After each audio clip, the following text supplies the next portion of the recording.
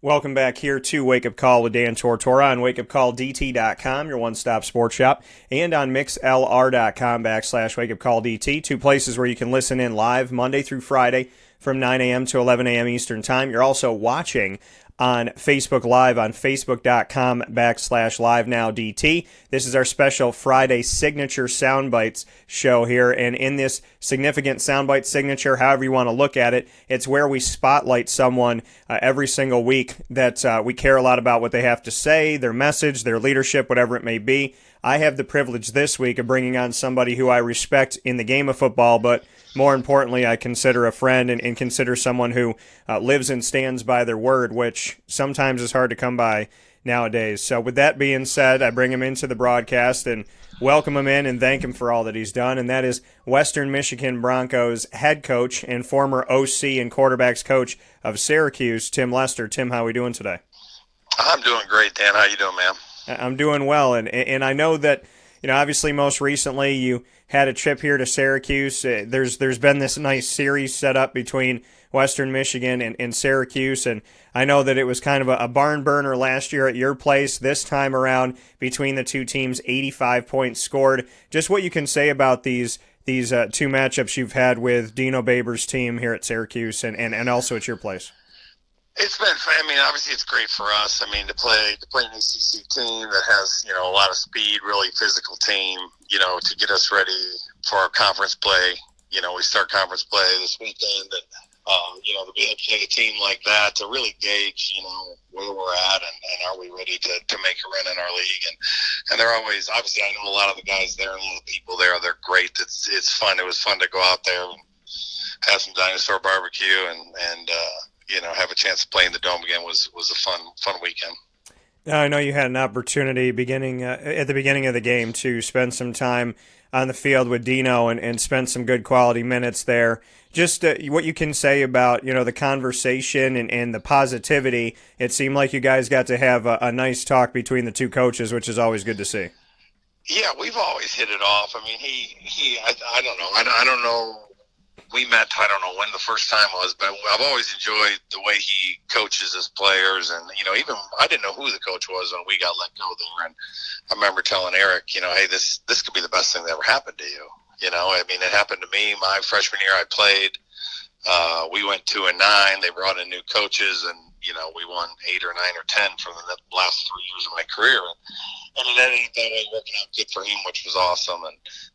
So we had a great talk just about our teams and where we were at, and we talked a lot about all the stuff they're doing to the Dome. I've never seen a crane in my life like that. Yeah. And I just asked him, what are they doing? And so we had great conversation about our league, because he obviously won the MAC championship once. So it was fun to talk about our team and what he thinks about our team and our league, and so yeah, it was a good talk, and it was a fun game. We stumbled early. Had a 14-point swing on a guy running into the end zone who dropped the ball or reached out the ball, and we never really overcame the 14-point swing. We cut it to 5 late, which made it fun. It was a good atmosphere late in the third, early in the fourth, to be in a game that can go either way, and so it was an exciting game that way too.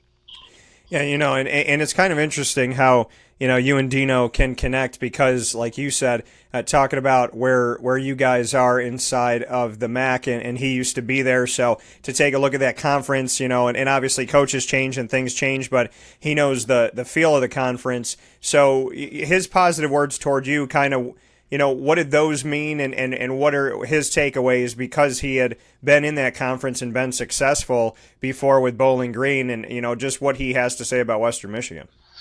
Well, he said basically that, he thinks we have the talent to do it. He said, obviously I know your league, and he pointed out our offensive line, and he pointed, obviously our kids were warming up at the time, so he pointed out Wasink and Bellamy and a couple of our wideouts, and the things that we have that reminds him of his last team he had before he came to Syracuse. And that's what he said after the game. He said, hey, go win your league. You guys got it, or you can do it. I forget exactly what he said, but it was a positive statement about, and it's always great when you hear that from another coach. When you're in it every day, you're always grinding, trying to get a little bit better, but until you get to go out there, and we haven't faced a MAC team, so we really have no clue what we are in our league, but it's always good to hear from another guy who you respect and knows a lot about football and knows a lot about our league. Here with Tim Lester on the broadcast right now, Western Michigan Broncos head coach and formerly connected with Syracuse. Last season, when they came to your place, it was 55-42. This time in the Dome, 52-33. So like I said, two high-scoring games. You were in both of these games later on, and just what you can say. I mean, you had moments in the third quarter of each of these games. Just what it says about your team to be able to hang with Syracuse, hang with an ACC team. I know Wasink was there in both of these games. I know Levante Bellamy and a bunch of other guys were there as well. Different quarterbacks for Syracuse between Dungy and DeVito, but just what it meant to you to make this a game in the third quarter at your place and also at the Dome. Yeah, it was obviously, it's frustrating, obviously, because we didn't finish it. So that's, I think, the part that sticks with you the most. But when you look back and with clear eyes, you're proud of the plays that you did make, and you're proud of the way we moved the ball. And I think offensively, I think their defense. It's just my opinion. I think their defense is better than people think. I thought when I watched them play Clemson, I was hoping that Clemson was going to show us some kind of secret formula that would make our job a little bit easier, but it really wasn't. I mean, they had 2 picks against Clemson. They had 2 trick plays that scored. They threw a bubble that should have been a 2-yard loss, and the guy broke a tackle and went for 60 yards, and then they had a mop-up touchdown with the 3s on at the end. So, when I watched that game, I thought the defense was outstanding. So I knew what we were going to be up against, and to be able to move the ball and we scored in the 30s. We should have done at least a 40 if we finished that one drive in the first quarter. And, I felt like we were able to hold our own. John Wasink, just what you can say about, your quarterback. You were responsible for bringing in Eric Dungy to Syracuse, and we know all the success that he had when he came in. So, just what you could say about the quarterback that you have at Western Michigan now with John Wasink and just what he did, not only in this game, but what he's done for you since he's been your starter. Yeah, he's done an unbelievable job. I think he's top 10 in the country in a couple stats right now as far as being efficient and knowing what to do with the ball. And I give him a lot of credit this weekend. I thought Robinson played an unbelievable game. We tried to chip him a couple times. We were trying to do different things, but I thought he made a major impact in the game. He hit John a lot, and John kept getting up. And for those of us that have played the position, when you get hit as much as John got hit, it is hard to, not to throw off your back foot and really get frazzled, if you hit a quarterback enough. People talk about it all the time. If you hit Brady enough, but no one can ever hit him enough, Yeah. And, he took a lot of hits, and I thought Robinson played an unbelievable game. Coleman too, but Robinson was a difference maker in the game, and we had a couple reads that if we had another second or two, I think we had a couple more big plays, but he didn't allow that. One guy just had an unbelievable motor and was very, very impressive. So, but John kept hanging in there and kept us in the game, fought back late, and that's what we're going to need. You need to have a quarterback to win a championship. That's the truth. And we have one, and we got to keep him healthy. We haven't been able to do that. He's been hurt around game 9 the last 2 years. So we got to keep him healthy, and then you got a chance. And when you when you look at this, like you said, Elton Robinson was a difference maker in the game for Syracuse against your quarterback and against your offense. He's been noted as maybe some preseason accolades, maybe some things coming his way, maybe some watch lists and whatnot. What can you say about his game overall when you go back and you look at that film and try to correct some mistakes? Just what Elton Robinson has done as a defensive end. Yeah, he was. He has both. He has speed and power, which is a very unique combination. You got a lot of guys that are going to try to bull rush you, and you have a lot of guys that are just so fast, but if you get your hands on them, they're done. He's a unique combination of both. A couple times with the chips, when the chips were coming, he got chipped, and even Bellamy, he came to the sideline after one and said, "Coach, I chipped him, and it felt like I was chipping a brick wall." And he went right through Bellamy's shoulder and was able to turn it into a power rush and push our right tackle back into the quarterback. And then sometimes he got off the ball so fast that I think we only put a hand on him, and he was the John. So that combination, it's no different than, you got a quarterback that can throw it, he's smart, and he can run. When you have all facets of your game at an elite level, you're a headache, and that's his biggest compliment as I can give is you're a pain, and that means you're a really good player. So, And it happened that way. And like I said, chipping him and trying to get more people over there to help, we tried that. It didn't seem to make a huge difference. And, and he's going to – I mean, we saw him do it against a ton of teams last year when Syracuse had 110, and he seems to be right back at it again. Here on Wake Up Call with Dan Tortora with Tim Lester this morning, you brought up Levante Bellamy. He obviously had a lot of positive moments against Syracuse. I think in the first quarter he had something like, he had just a few yards in the first quarter against the Orange, and then he was able to really just open it up. I know that your running game later on had kind of taken off in the first half of the game. When we go back and just look at the numbers and whatnot, we see that there was some success. I know that as far as Bellamy went 17 yards in the first quarter, and he had 104 by halftime. Just what you could say. I know he had that fumble by the goal line, but he was getting Syracuse's number a bunch of times, and he was breaking away, and obviously he knew how to score for you guys, and I know that Dino made mention of him. Just what you can say about Levante Bellamy. Well, man, he has a huge heart, and he is fast. I mean, he's a lasered 4-2 guy, and it showed. Like, when he gets out in the open, he can outrun angles, and that's against an ACC team. So he can really run. I know it killed him. I mean, we were going to go score to make it 14-7, and we fumble it, and they end up going down and scoring, and it's a 14-point swing that we really we never overcame it. We were close, but we never did. And but that made him better. He didn't fold up 10. He just kept running harder, and we had to run the ball against them. There was no way if we were just going to drop back and try to throw it. Number one, I think their secondary is pretty good. Two, I did not want Robinson and Coleman to be able to just, sit back and come, line up wide and come off the edge. So it was important that we established a ground game. And if we could get a ground game going, and mix it with the pass game, I knew we'd have a shot. That's something we didn't do last year. Last year, the only way we got it going was through the air, really. I think we hit one long run, but there's nothing consistent about our run game last year against them. So, credit to our O-line and Bells. We changed up our blocking scheme a little bit from last year, which I thought helped. And, that really gave us a chance. And we didn't have to just rely on big plays like we did last year. We were able to move the line of scrimmage a little bit. And that was a huge factor in us getting back in the game. Absolutely. And having that going into, as you step forward here in your season and seeing what you have, obviously on the docket ahead of you inside of the MAC, and you'll be playing up against Central Michigan in a rivalry game. As this team moves forward, what are some of those things that you've taken away? I mean, you're 2-2. And, you've gotten to get, a good amount of these games under your belt. It's obviously 12 regular season games. So you look at being, a third of the way through it after going through 4 games. Just what your takeaways have been from your team on film and just what you're doing as you step forward into the MAC.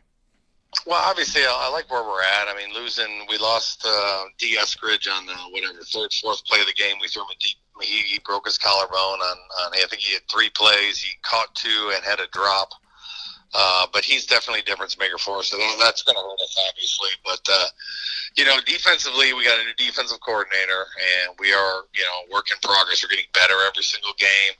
I thought they had a couple of timely turnovers in the third quarter that helped us get back in the game. But, it's everyone's a freshman. We have a bunch of seniors out there, but it's, as far as running this defense, I expect it to get better every single week. It was like this last year on offense when I took over as the offensive coordinator. We just steadily got better as the year went on because our guys were getting more and more comfortable with the system we were running. Offensively, obviously, we're in year 2. We have a lot of weapons. We've shown the ability to throw it. We can throw for 400 yards a game. We've rushed for 400 yards in a game. So, that's one of the keys is that you have to be able to do both to win a championship. You can't just be a one-sided team. And, that'll be huge for us moving forward, and that defenses can't just pin their ears back to do one thing. They got to be ready for both, and that should help us a lot as we get into this conference play this weekend. And going into conference play against Central Michigan, they are 2-2 as well overall. And in the first season with head coach Jim McElwain, who was at Florida just a couple of years ago, just what you could say about what you know of Coach McElwain and the fact that he's now inside of the MAC conference. I met him about week or two after he got the job. Seems like a great guy. I'd met him a couple of times before, but it's just a really smart football coach, a guy that I really respect, especially as an offensive coordinator. I like what he does. When I was at Syracuse, they were at Colorado State, and they beat Boston College, and we watched his offense pretty much dominate that game against Boston College. And then I actually took an off season and studied his offense because I liked what they did. It's very similar to what we do, and so I know he's going to do a great job up there. And I think they were 1-11 last year, and they've already won 2 games this year. So they've doubled their win total from last year. Their defense, they just played Miami, the U, and I think they lost 17-12. They had a really close game. They could have beat them. So they're playing really well right now. It's our biggest rivalry. We play for the Cannon Trophy, which currently is at our place because we beat them last year, and it'll be crazy here in Kalamazoo come Saturday. Absolutely, and this is your 3rd season as the head coach of this Western Michigan team. You went 6-6 and then 7-6 last season, went to a bowl game in the famous Idaho Potato Bowl, and now here we are in 2019. What are you learning as a head coach? I mean, you're back at your alma mater. You're back in familiar grounds. How is the community? How are they treating you? This is year 3, so this is where a lot of people hope that there's that upswing. How have you kind of navigated it all, and how has the community been with you? Oh, they've been great. I mean, obviously, I'm one of them. I'm an alum, so they treat me well. But the biggest thing is it's a results-driven business, and I spend all my time worrying about my players and recruiting the right players to come in here. We've done a great job recruiting talented players, and we've had the top recruiting class. We had 1 or 2 the last 3 years, and so we're bringing in a lot of good players.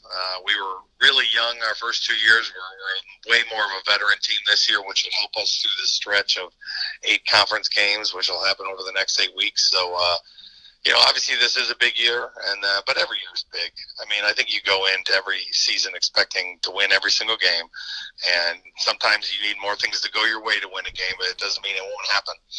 And but this year we actually have a lot of pieces that people are going to have to, deal with, and that's something that's fun to have a quarterback, to have a running back, to have a tight end, and some receivers that, it gives you some momentum going into, guys have a lot of confidence in what they're able to do, and then we have a lot of experience when we get into those close games, and obviously you can't turn the ball over, stuff like that, but it all, I know a lot of people, this year is a big year for us, and we agree.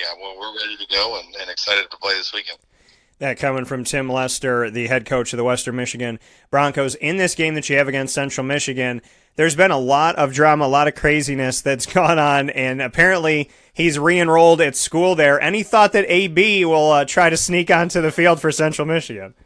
I am totally fine having AB on the field as long as it's in street clothes and not in uniform. I don't know. That he might show up.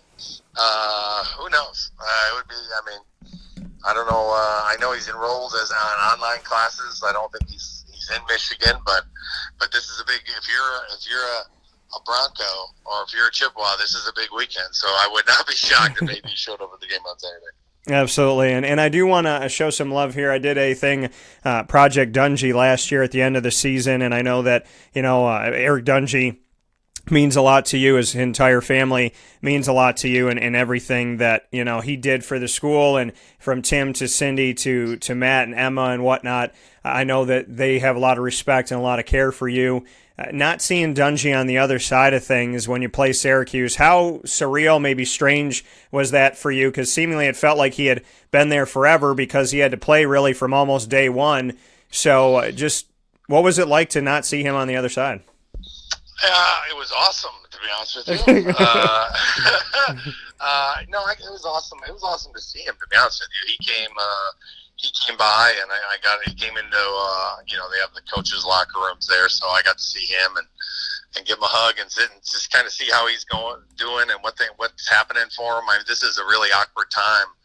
I lived it, and he's living it now. It's one of those situations where he's not on a team, wants to be on a team, has to be ready, and it's just a very unique time where you have to be ready at all times for a phone call. And he had just gotten a phone call from the Browns, so he told me all about that, and met his girlfriend, which was pretty cool, and then I asked about his dad and his mom, and it seems like they're doing well. So it was great to see him, and then it was fun to take the field and have him not out there wearing a helmet. Because he was obviously a force to reckon with, and I'm sure it's somebody that the Syracuse fans are going to remember for a long time. There's a lot of guys that have gotten injured, from Ben Roethlisberger to Drew Brees.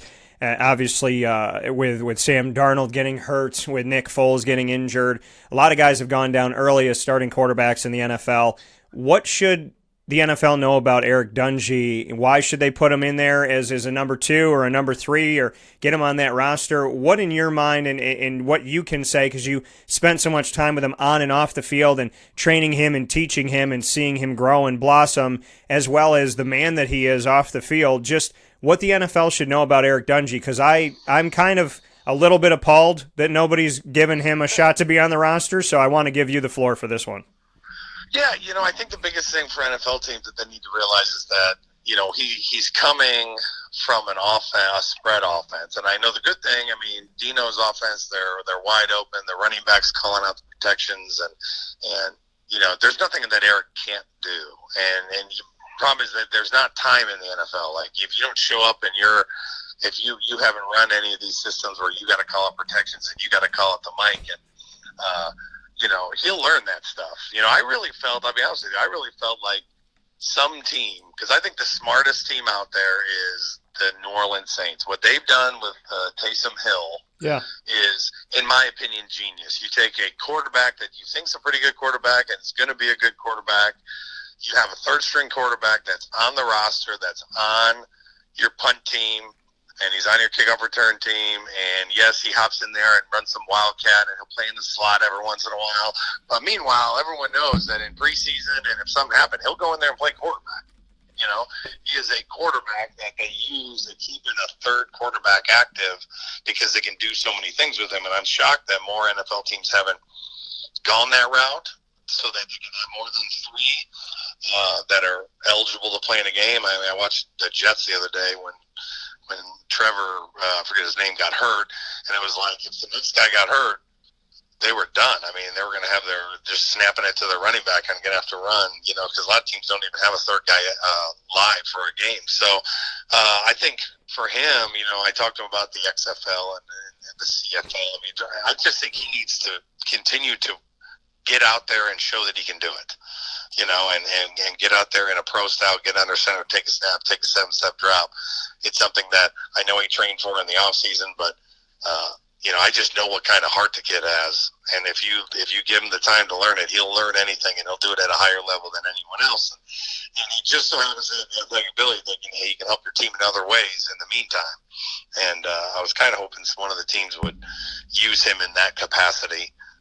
That no one's jumped in yet, but I know he's continued to get calls and workouts, and I think as long as he just sticks with it and puts some film together, I think he's going to continue to get his shots, and hopefully one of them works out for him. And you made mention that when he saw you in Syracuse, that he talked about an opportunity to at least be around the Browns. How much did he say about that, and kind of the most recent? He said it was a quick workout, and he said he thought he threw it pretty good.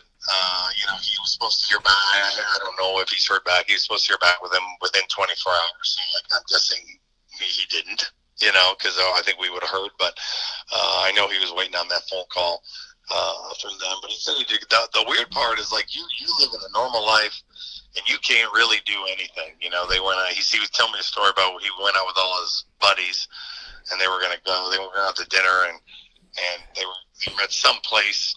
I don't even know if it was in Syracuse or where it was, but they were all going to go out, have a couple cocktails, and it's like, you can't. You don't know. The next morning, you get a phone call saying you're on a plane at 8 o'clock. You got to work out. You have to literally every night as pregame for a phone call that you could get. And I lived the same thing, and I got a call from the Bengals and then flew there and worked out, and I got a call from the Bears, and it was like, can you work out this afternoon? And so it's such a unique time for him. And I told him, I was like, hey, this happens to everybody. I know it's no fun. Sometimes it's good just to hear someone else that's lived it and said, this isn't just you that's dealing with this. Other people have too, and just be ready, and your time will come. Yeah, and he did post about the XFL, like you mentioned, and being in that player draft. I mean, the XFL coming back. What's your take on that? I mean, do you feel like, as somebody who's obviously been a mentor and a friend, a part of the family to him, I'm sure. What do you think about seeing Eric potentially in the XFL if that's something that could come to fruition? Oh, it'd be fun. Actually, one of my former players that posted today that he's going into the pool for the draft, which was pretty cool. And I have great memories of that league when I played in it the first go around. But the biggest thing I think is just what I said about Eric. There are a ton of players. I had a player a year ago, our tight end, who was 280 pounds, and we're loaded in the center guard, so we played him at tight end, and he's athletic enough to potentially be a center guard at the next level, but he had to try to learn it in 4 months before pro day, because on our team he played tight end. So there's so many guys that in the NFL they project differently. It's not going to be the same college player because their role might be a little bit different. So there are a ton of guys that still need development and still need film, and right now for football we don't have that answer. They have tons of minor leagues in baseball, they have a summer league in basketball, they have European leagues in basketball. We don't have anything really. I mean, we have arena, but it's a totally different game. We do have the CFL, it's obviously in another country, but we don't have anything here that helps those guys. That not all of them are going to end up being NFL stars, but there will be some. If you have a place to go and develop, and if you're a tackle in college and they want you to be, if you're a tight end in college and they want you to grow into a tackle, you get to go play for a year and play tackle, and boom, you're playing in the NFL. So I just think it's vital for our sport to have that, and there's so many kids that could benefit from putting some film together, or if your offense in college doesn't quite fit NFL style, well, then you can go play in an NFL style for a couple years and get picked up again. So I think it's a great thing. I hope it works this time. I enjoyed it for the 1 year it happened last time, but I'm rooting for that for sure.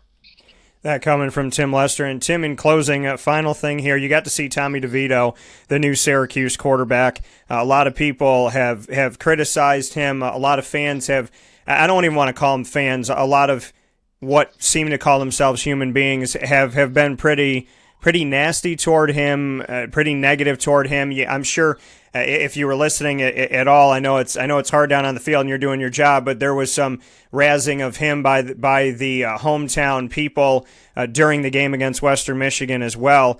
They didn't think he could run. He obviously ran. He had 96 yards on 2 carries against you, a 60-yard run in the beginning, and then a 30-plus yard touchdown run. What did you see from him throwing the ball and running the ball, and just maybe your takeaways as a former quarterback about what he can do? Well, like I said this before the game, he's got a great arm, and he runs good. He's not like Eric. But he's going to be a capable runner, something I've always looked for. Obviously, if I could get a guy that can take it to the house like Eric, that'd be great. But you need a guy that can move the chains with his feet, and he can definitely do that. I mean, the guy that Dino had at Bowling Green, I think his name was Hunter Johnson. I mean, he was just like DeVito. He could run, he could get first downs, but he wasn't going to be a guy to take it to the house by any means. So he's got plenty of mobility. I think the biggest thing is just going to be protecting him. I mean, he got hit a lot. We didn't hit him as much as we wanted to, but the 2 weeks before us, he got hit. And, we're talking about, I think John Wassing's one of the better quarterbacks, that I've coached. And if you get hit enough, it doesn't matter who you are. You are not going to be on point as much as you need to. When you get comfortable in the pocket, he throws strikes. And there is no quarterback that goes out there, it doesn't matter who they are, that if you hit him enough, he's not going to be the same guy that you want him to be. Because nobody watches the quarterback. As soon as the ball leaves his hand, all 50,000 people there follow the ball, and only the quarterback's mother watches the quarterback get knocked down time and time again and break ribs and get bruised. If you could see what John Wassink looks like this week, he looks like he got in a car crash. And so that's kind of what I saw in the first couple of games is he never got to set his feet. When he did, he was okay. I thought he did a good job throwing the ball away when he was running for his life and not taking the hits he didn't need to take. But if they can find ways to keep him comfortable and keep him setting his feet, he can do the job. But it's not gonna be successful when it's your first year starting and you're getting hit a lot. Good things don't happen to no matter how talented you are. Good things aren't going to happen. That coming from Tim Lester, former OC and quarterbacks coach of Syracuse, current head coach of Western Michigan, and they have their rivalry game against Central Michigan coming up this week with an opportunity to hold on to that trophy. Tim, as always, I appreciate it. I hope the boys are good. I hope the lady is doing well and the family's well, and I can't thank you enough for, it's been a very long time that we've known each other, and you're always great to come on the show and just catch up, so I want to say thank you for that. Well, man, it's always great talking to you. I appreciate it, and I wish nothing but the best for you, man. All right, well, I'll talk with you soon, and let's get a W this weekend, all right? Sounds great. You too.